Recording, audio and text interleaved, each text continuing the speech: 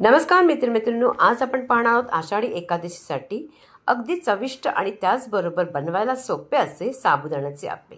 तर चला जास्त आणखीन काही न बोलता पटकन रेसिपीला सुरुवात करूया।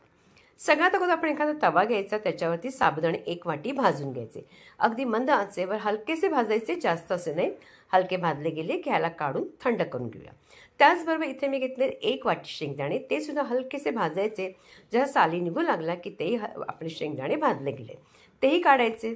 आता इथे ना इथे जे आपण साबुदाणे घेतले त्याच्यामध्ये फक्त पाव वाटी आपण इथे शेंगदाणे घालायचे, बाकीचे शेंगदाणे बाजूला काढून ठेवायचे। नंतर साबुदाणे आणि शेंगदाणे इथे अगदी छान असा अगदी पूड करून घ्यायची।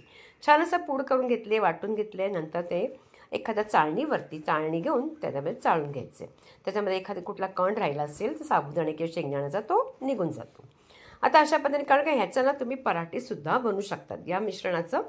तर आता इथे ना आपण घालायचे उकडलेले बटाटे, 2 बटाटे उकडलेले घालायचे।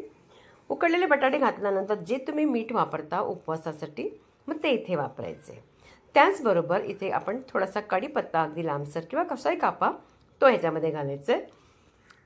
त्याचबरोबर इथे कढीपत्ता घातल्यानंतर इथे मी घातले चिली फ्लेक्स। जर तुम्ही खात नसाल तर हिरवी मिरची बारीक कापून घातली तरी हरकत नाही।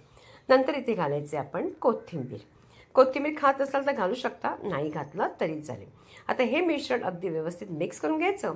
मिक्स केल्यानंतर जरासं पाणी, थोडंसं अगदी शिंतोड्या टाकल्यासारखं पाण्याचे टाकायचे आणि त्याचबरोबर चांगलं अगदी व्यवस्थित पीठ असं मळून घ्यायचं। पीठ मळल्यानंतर अगदी थोडंसं ओलसर होतं, म्हणजे तो आपला जो साबुदाणा आहे तोही थोडासा भिजला जाईल, म्हणून 10 मिनिटे ठेवून द्यायचा। आता इथे आपण चटणी बनवते उपवासाची। इथे मी कोथिंबीर घेतली। जर तुम्ही खात नसाल तर कोथिंबीर सोडून बाकीचे जिन्नस तुम्ही घेऊ शकता। त्याचबरोबर हिरवी मिरची घालायची, जरासा आल्याचा तुकडा, भाजलेले शेंगदाणे थोडेसे। नंतर आपण इथे घालणार आहोत थोडंसं जिरं आणि ओलं खोबरं, अगदी 1-2 चमचे म्हणाल तर हरकत नाही। आणि त्यानंतर इथे थोडंसं आपण जे मीठ वापरतो उपवासात ते घालायचे। त्याचबरोबर घालायचे दही। दही आंबट नाही, थोडंसं गोडसरच असू द्या, दही घालायचे। आणि नंतर आपण ही जी चटणी आहे वाटून घ्यायची। चटणी छान वाटली गेली, जर तुम्हाला याला फोडणी द्यायची असेल तर नुसतं तुपामध्ये जिरं घालून त्याच्यामध्ये तुम्ही फोडणी देऊ शकता। आता इथे बघा हे पीठ अगदी 10 मिनिटं झाले, तर थोडंसं अगदी ओलसर झालं आहे। तर आता आपण ह्याचे अगदी प्रमाणात जितकं तुम्हाला मिश्रण घ्यायचं ते घेऊन गोळे बनवून अगोदर घ्यायचे। अशा पद्धतीने गोळे केल्यामुळे काय होईल, आप्पे बनवायला आपल्याला सोपे जातात। तर आता इतके जितके होतील ना तितके मी अशा पद्धतीने गोळे करून घेतलेले। आप्पे पात्रामध्ये तेल घालून थोडंसं गरम करून घेतलं। आप्पे पात्रात तेल गरम झालं की पटकन आपण हे गोळे असे सोडायचे। सोडल्यानंतर आपण त्याला झाकण द्यायचं आणि झाकून ना अगदी 2-3 मिनिटासाठी आपण त्याला थांबायचं। गॅस मात्र मंद करायची, त्यामुळे काय होईल आतमध्ये चांगले अगदी भाजले जातील। आता 2-3 मिनिटं मी ठेवलं होतं आणि त्यानंतर आपण काढून झाकण पाहायचे। जे झाले असतील ना आप्पे त्यालाच उलट करायचे, जे होत नसते ते नंतर करायचे।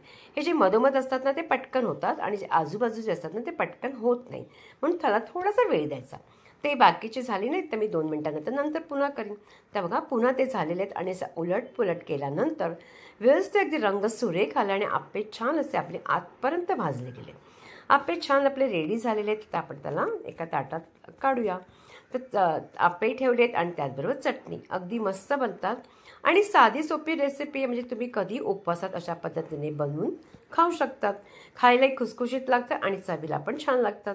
तर बघा हे आपले आप्पे रेडी झाले आहेत। तर तुम्हाला रेसिपी कशी वाटली, आवडली का? आवडल्यास जास्तीत जास्त लाईक करायचे, प्रत्येकाकडे शेअर करायचे आणि पुन्हा भेटायचे आपण एका छानशा रेसिपी बरोबर।